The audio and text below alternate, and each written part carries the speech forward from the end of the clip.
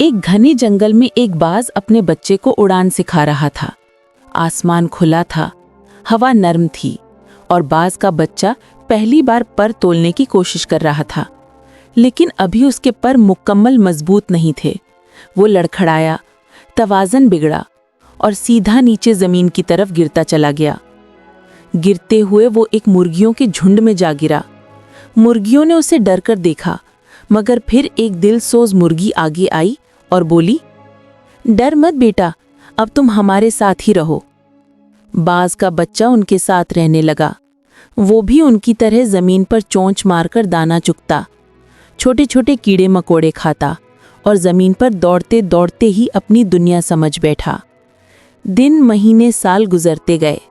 बाज का बच्चा बड़ा तो हो गया, मगर उसके ख्यालात, उसकी हिम्मत और उसका यकीन अभी भी मुर्गियों जैसा ही रह गया।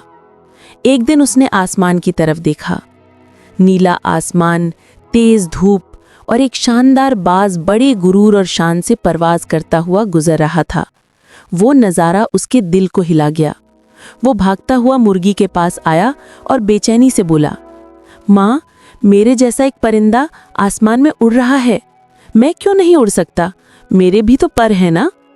मुर्गी ने हंसकर कहा, बेटा, हम जैसे जमीन पर रहने वाले परिंदे उड़ नहीं सकते। हम रेंगने के लिए पैदा हुए हैं, आसमान हमारे नसीब में कहाँ। बाज ने अफसोस से सर झुका लिया। उसके दिल में एक लम्हे के लिए जो उम्मीद जागी थी, वो भी बुझ गई। उसने अपनी पूरी जिंदगी यहीं गुजार दी, जमीन पर दौड़ते हुए, खुद को एक मुर्गी समझते हुए, और इसी वहम में मर गया कि मैं उड़ने के लायक था ही नहीं। हालांकि हकीकत ये थी, वो जिसे मुर्गी समझ बैठा था, वो तो आसमानों का बादशाह था।